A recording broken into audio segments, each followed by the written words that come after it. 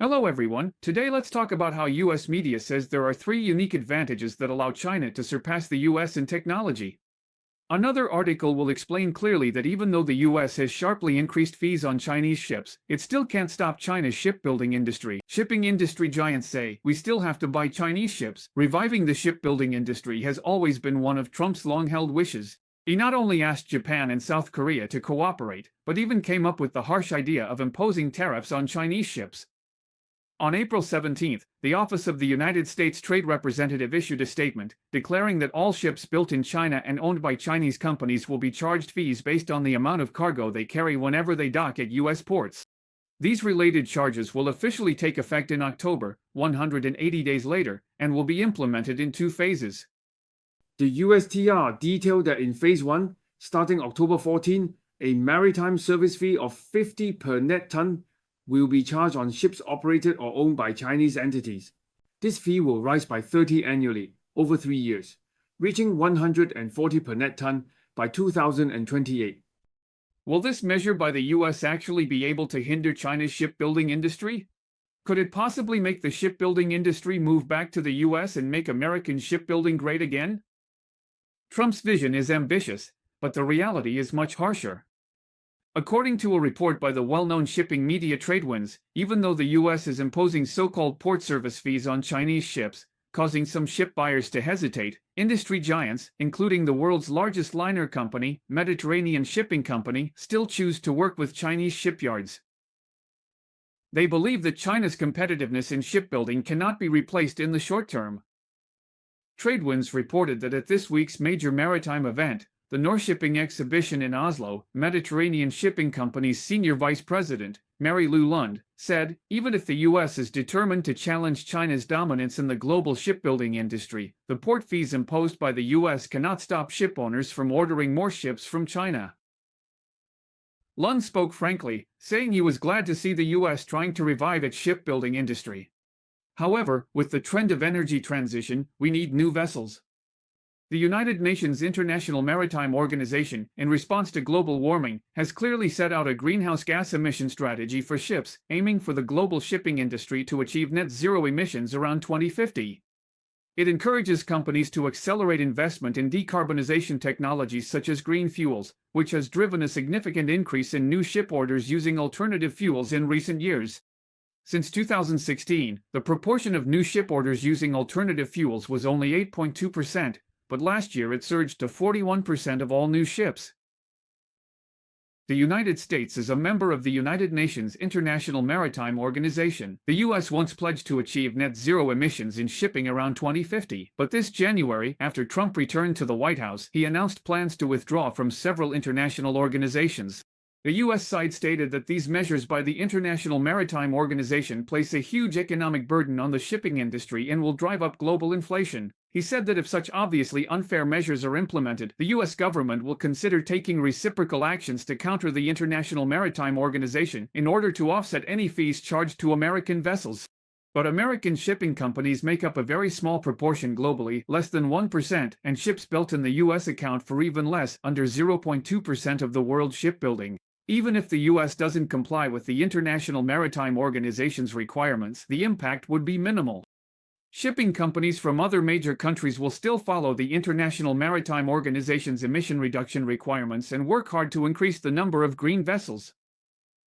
Right now, China has taken on over 70% of the world's green vessel orders, covering not just LNG, but also LNG-fueled merchant ships, methanol-fueled merchant ships, ammonia-fueled ships, and hybrid electric ships, achieving comprehensive coverage of mainstream ship types and new fuels.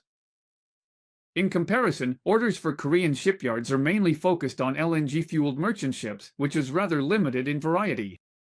Lorenzo, senior vice president of Mediterranean Shipping Company, further said that nowadays, most of these green vessels are made in China. They have the technology and the capability, and that's exactly why we will continue to build new ships in China today. He emphasized that shipping companies do hope Europe and the US can have stronger shipbuilding capabilities, but the revival of the American shipbuilding industry is not something that can be achieved overnight. She acknowledged a desire for stronger US and European shipbuilding, but said US recovery is a long-term challenge. For Europe, she believes government subsidies and strategic asset preservation are key. It's an interesting conversation, but for now, US measures won't shift our shipbuilding strategy, she said. According to Tradewinds, Mediterranean Shipping Company has ordered over 100 new ships, and Chinese shipyards are their top choice. At present, Mediterranean Shipping has new ships under construction at several major Chinese shipyards, including Changhong on Wednesday, CSSC's Guangzhou Shipyard International, and Hangli Heavy Industry. At the same forum, Andy Dashi, head of JP Morgan Global Transport Group, shared a similar view. Dashi said that although the goal of reviving the U.S. shipbuilding industry is admirable, the reality is full of challenges, especially in terms of labor costs and technological reserves. It is almost impossible for the U.S. to compete with Chinese shipyards at present. He said that China currently accounts for more than 50% of the world's shipbuilding capacity. He believes that the global shipping market is actually moving towards a situation where China and the rest are dividing the world between them. Chinese shipyards will continue to maintain their irreplaceable position for the foreseeable future. This has already become a widely held consensus among many shipowners, although there were reports last month that Japanese shipping giant Mitsui O.S.K. Lines would temporarily hold off on ordering LNG carriers from China. Mitsui quickly responded, saying they would consider both Chinese and South Korean shipyards. Mitsui said that, given the current geopolitical environment, the company will carefully choose the shipyards for new LNG carrier orders. There are only a limited number of shipyards worldwide that can build high-quality LNG carriers to ensure stable transportation, and Chinese shipyards are important partners for ensuring diversity and flexibility in procurement sources. According to a report by shipping data agency Clarksons, due to geopolitical tensions, the pace of new ship orders globally has slowed down at the start of 2025. In the first 4 months of this year, global new ship orders reached 12.6 million compensated gross tons, which is a 48% decrease compared to the previous year. China secured 54% of these, followed by South Korea at 22%. The report from Clarkson also mentioned that, in terms of compensated gross tonnage, the current order book held by American shipyards accounts for less than 0.2% of the global total, and there are only 5 shipyards in the U.S. that are still operational and capable of building large commercial vessels. Bowie believes that at present, the high cost of new shipbuilding in the U.S., the shortage of skilled workers, and the limited production facilities are all unfavorable for the development of its shipbuilding industry. Moreover, the U.S. lacks recent experience in building commercial vessels. Multiple reports from the U.S. have stated that the American shipbuilding industry has completely lost its competitive edge years ago due to excessive protectionism. The U.S. blaming its own problems on China not only lacks factual basis, but also goes against basic economic common sense. The U.S. is going all out to suppress China, but even American media do not believe that Trump can succeed. A Wall Street Journal in the U.S. continued to publish articles saying that in recent years, the U.S. has almost gone all out in the global technology race, trying to suppress China's development in various fields such as artificial intelligence, energy, autonomous driving, drones, and electric vehicles. However, so far, these efforts have not been effective. Not only has China's momentum and technological development not been curbed by U.S. sanctions, but it has actually accelerated in several key technology sectors, showing significant advantages. The Wall Street Journal believes that China's rise in the global technology race is due to its unique comprehensive advantages. First of all, China has a huge and highly skilled workforce, with a talent pool ranging from factory workers to top engineers. Secondly, China's vast domestic market provides an important platform for companies to incubate and grow. Chinese companies can first establish themselves locally, and then quickly expand globally. Thirdly, through continuous high investment and dedicated efforts to upgrade, China has significantly reduced its dependence on foreign countries.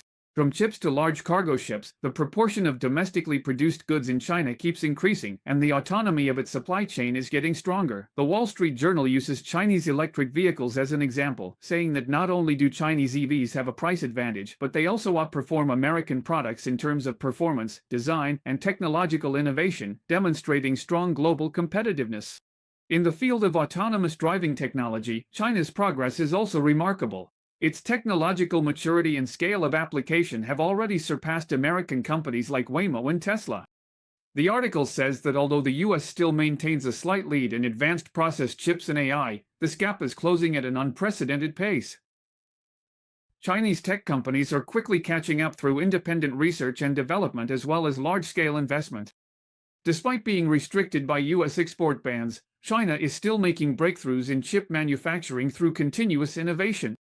Chips designed and produced by companies like Huawei, SMIC, Cambricon, and Yangtze Memory are gradually strengthening the independence of China's tech ecosystem.